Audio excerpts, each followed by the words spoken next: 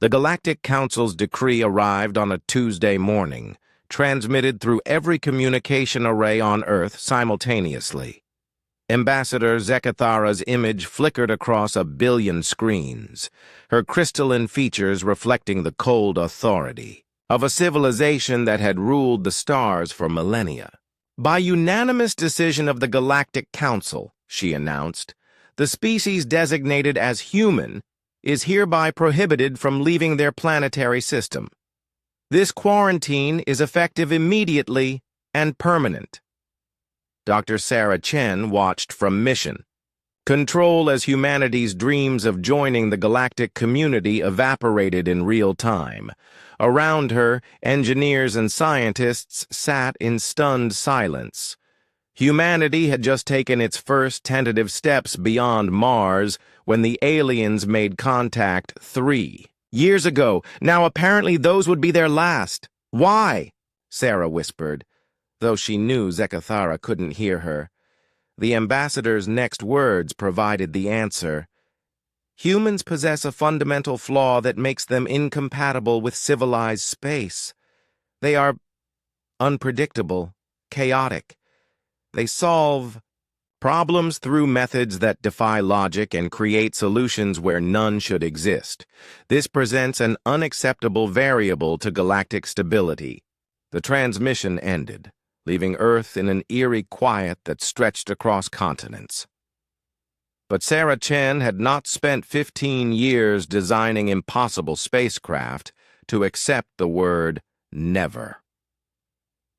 That evening, she stood before the emergency assembly of world leaders, scientists, and visionaries who had gathered in Geneva. They think they know us, she began, her voice carrying across the packed auditorium. They've studied our transmissions, our mathematics, our carefully prepared first contact protocols, but they've missed the most important thing about humanity. She gestured to the star chart displayed behind her. We don't just solve problems, we redefine them entirely. Project Prometheus began 6 months later. While the Galactic Council's monitoring stations tracked Earth's conventional spacecraft, ensuring none crossed the invisible barrier at the edge of the solar system, humanity quietly revolutionized physics in underground laboratories scattered across 6 continents. The breakthrough came from an unexpected source.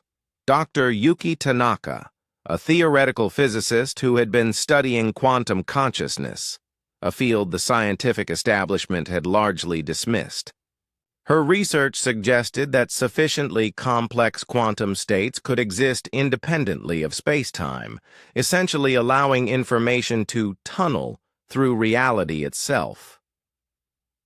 It's not teleportation, she explained to Sarah during a late-night briefing.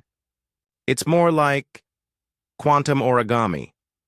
We fold space until 2 distant points touch, then unfold it again. The aliens had mastered faster-than-light travel through dimensional rifts, elegant, predictable, controlled. Humanity took a different approach. They learned to think their way across the universe. The first test subject was Dr. Marcus Webb, a volunteer physicist who had spent months preparing his consciousness for quantum translation.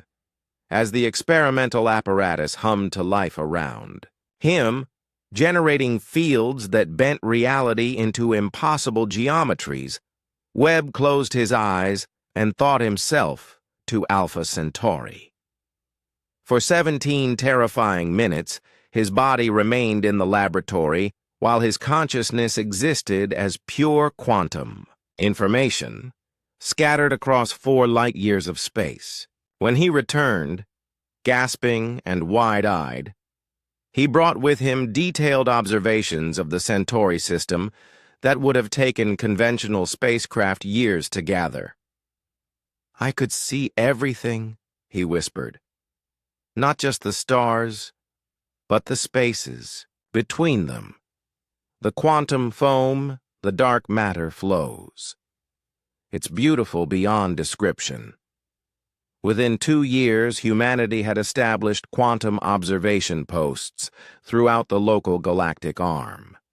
They learned to split consciousness across multiple locations simultaneously, gathering intelligence that no physical probe could match. They discovered alien trade routes, military positions, and most importantly, the truth about the Galactic Council's empire. The Council ruled through fear and stagnation.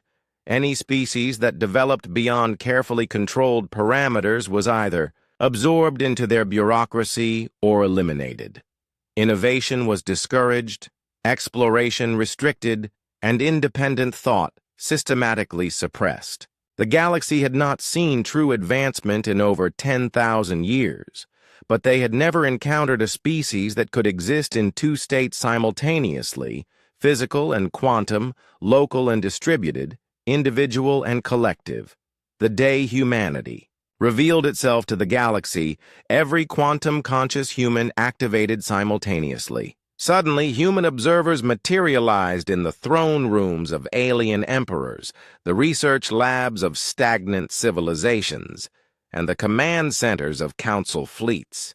They spoke in perfect translations of local languages, appearing as shimmering quantum projections that defied every known law of physics. "We are humanity," Sarah Chen announced from her position in the Council's primary chamber on Kepler 442b, her quantum form flickering with probability cascades. "You closed our skies because you feared our unpredictability. But unpredictability is not chaos. It is infinite possibility." Around the galaxy, other human voices joined hers in perfect synchronization. "We offer you what you have forgotten. The chance to grow, to explore, to become more than you are." The response was immediate and overwhelming. Civilizations that had stagnated for millennia suddenly remembered their hunger for discovery. Young aliens who had never seen innovation began experimenting with quantum consciousness themselves. The rigid order that had strangled the galaxy for eons began to crack and crumble. Zekthara herself stood transfixed as Sarah's quantum form extended a hand of pure possibility toward her. "You were right about us," Sarah said with a smile that existed in 7 dimensions simultaneously. "We are chaotic. We do create solutions where none should exist. But perhaps that's exactly what the universe has been waiting for, the quarantine." Barriers that had imprisoned Earth dissolved like morning mist. But by then, humanity no longer needed conventional spacecraft to explore the stars. They had become something greater, conscious explorers of infinite possibility, quantum pioneers opening pathways to every corner of existence. They had closed the skies to contain humanity's chaos.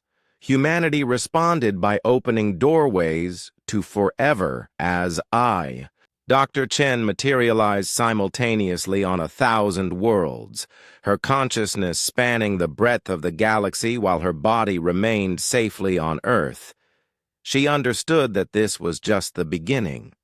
The universe was vast and full of wonders, but more importantly, it was full of species waiting to remember how to dream. And humans, as always, were excellent teachers.